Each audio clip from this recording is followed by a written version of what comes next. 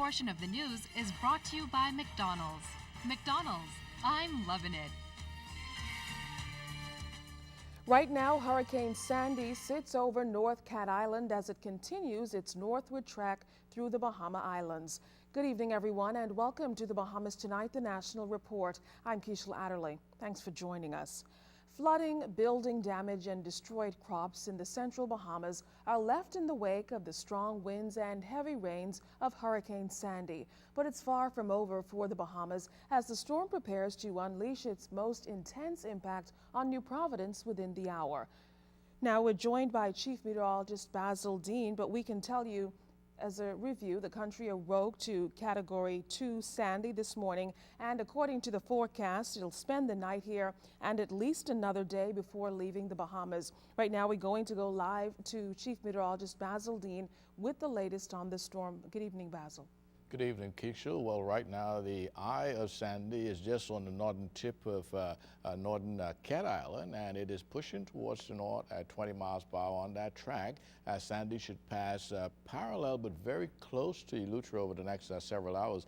And as it does so, New Providence, which is just to the west on the relatively dry and relatively weak side of Sandy, will experience some increase in winds and rain over the next several hours, and this will be the peak moment for us here in New Providence. Even though we do not expect hurricane force winds here in the capital, we do expect an elevation in the winds over the next several hours. So we're asking residents once again in the northwest and central Bahamas to remain indoors until we get this monster out of the way. Remember, the northwest and central Bahamas remain under hurricane warning, and until that is lifted, we're asking you to remain indoors and to be safe. Keisha? Basil, run those islands back for us, because a lot has changed over the course of the last 24 hours in terms of the movement of the storm and its intensity. What can we expect where throughout the night? Well, Keisha, nothing much has really changed in terms of intensity. It's been holding at 105 miles per hour. We anticipated we'll lose some strength, but that is very slow to occur, and hence we anticipate that 105 to carry on at least for the next 2 hours or so. And the only thing that is changing is it's progressing towards the north at a rapid pace of 20 miles per hour. We expect within the next 2 hours or so for that to be creeping up on the island of Eleuthera. That is the southern portion of Eleuthera. So Eleuthera should be going downhill with some very, very heavy winds and rains, because this system will pass very, very close to Eleuthera. And at the same time, as I said earlier, New Providence will see a spike in its winds as well. Thanks a lot, Chief Meteorologist Basil Dean. We'll, of course, check in with him later on in the newscast. Meantime, the reports have been coming in from the command center at the National Emergency Management Agency, NEMA, all afternoon. Our Alto's Munnings is there with what damage reports have been sent in. Good evening to you, Alto. Thanks so much, Keishla, and good evening, Bahamas. Once again, I'm at the National Emergency Management Agency's headquarters here at the Churchill Building, which has been buzzing with activity ever since Hurricane Sandy made landfall in the Bahamas. Now, to give us a recap on exactly what happened here today and what's going to happen tonight is the director of the National Emergency Management Agency, Captain Stephen Russell. And Captain Russell, I know you've been busy basically all day, so tell us what took place today and give us a preview of what's going to happen here at the EOC tonight. Well, ever since the hurricane came across the northern coast of Cuba early this morning, we have been really tracking it during the course of the day. We are pleased with the results coming out of our islands: Ragged Island, San Salvador, Rum Cay, Atkinson, Crooked Island. No sort of loss of life, so anybody been injured. So we're pleased. That's what we're hearing now. At this time now, we know the hurricane has crossed on Long Island. Traveled the entire length of Cat Island. Again, unfortunate for Cat Island because they suffered the brunt of Hurricane Irene just last year, but they're experiencing the full brunt of the storm this year because it went the entire length, as I mentioned. But having spoken with the island administrator, there are no reports of any injuries or fatalities at this time, which we are pleased to hear at this time. The storm is, during the course of the next 24 hours, is going to continue on its track, passing off Eleuthera, off the Abacos. And we're encouraging persons in the projected part to take all advisories very, very seriously. The storm is a dangerous storm as it moves on. And particularly as you go into the night hours, we don't want nobody taking any unnecessary chances to do anything, but to find a safe spot during the course of the night and remain there until we have some daylight or until the storm passes through their particular area. Now, the team here at NEMA, we're going to continue to track and monitor the system throughout the course of the night, early morning. And as best possible, we're going to stand by to hear from the island administrators, or we will try our best to continue to make contact with them just to make sure all is well during the dark hours of the night. Captain Russell, thanks so much. That's Captain Russell, the director of the National Emergency Management Agency. Now, assisting NEMA are several representatives of government agencies. Among them is the Ministry of Works.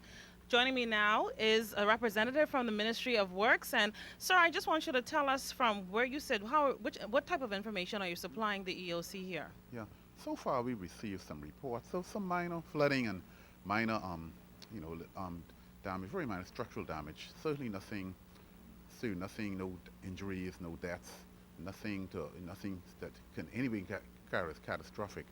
Perhaps the most serious situation is one with the glass window bridge in Illusro, where we were advised that we'd closed the bridge, but we understand the chain that we put across had been cut. And we wanted the public to know there's a reason why it's closed during a hurricane. It's not safe to pass. So please, we encourage the public, do not do that. You are where you are, remain where you are until after a hurricane has passed, and do not cut the chain. It's going to be replaced. Thank you so much, Mr. Russell. Bradley Russell from the Ministry of Works and Urban Development. That's my time here at the NEMA headquarters of the Churchill Building. Reporting live, I'm Altovise Munnings. Back to you in the studio, Kishla. Well, thanks a lot, Alto. Meantime, Long Island is included in the number of islands with damage reports tonight. Administrator Therese Bethel told us crop damage and flooding from heavy rain are the major concern. We've seen some improvements in the weather condition.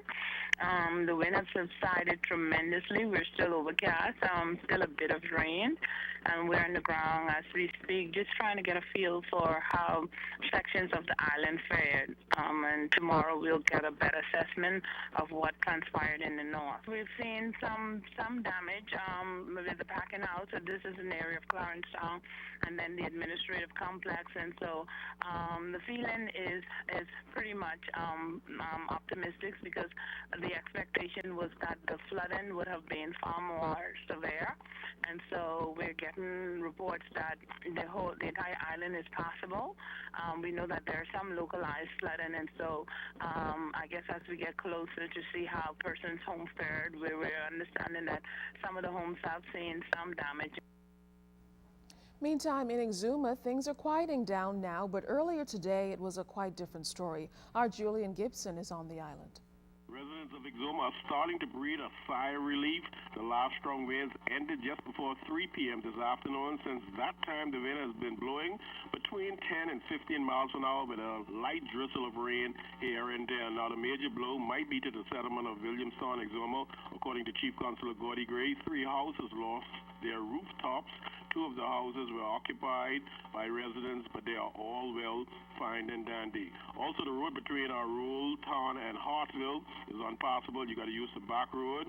In Rural Town, I saw some houses that had some shingles missing, but no complete damage. Now, thanks to workmen from BTC, BEC, and the local government system here in Exuma, some of the trees that were laying halfway across the road all have been removed. Only 3 leaves now remain on the streets. And the telephone system is operating pretty good here in Exuma.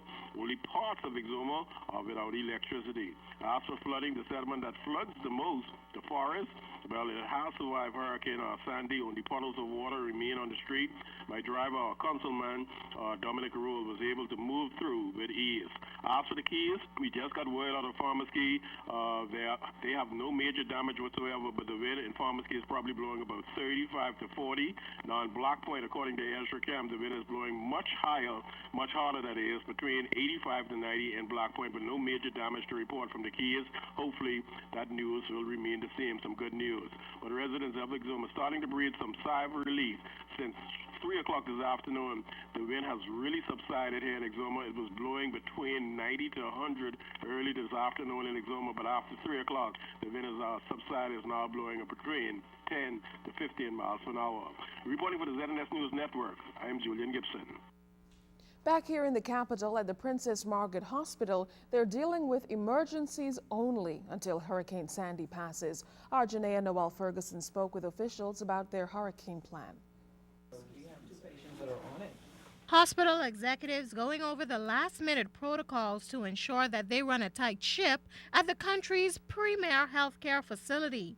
Their hurricane plan has been in motion for the duration of the hurricane season, with various agencies on board. Deputy Administrator Michelle Roach, however, warns that only persons with serious medical emergencies should make their way to PMH. At this moment, we are in a state of readiness. We have already postponed the outlying clinics. There are no clinics going on today and possibly tomorrow, depending on what the weather forecast. We are asking the general public to only come to the hospital if it is an emergency and only if it's all clear, because the conditions are going down quickly now.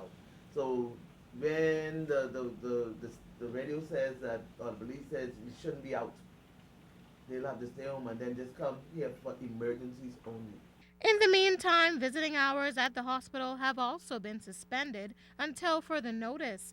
Disaster Preparedness Officer Mary Walker says that when winds reach a certain level, officers from the Royal Bahamas Defense Force will be on hand to assist. We do have one challenge, and we're trying to look for alternatives this morning, but by and large, we are well stocked with medications and medical surgical supplies.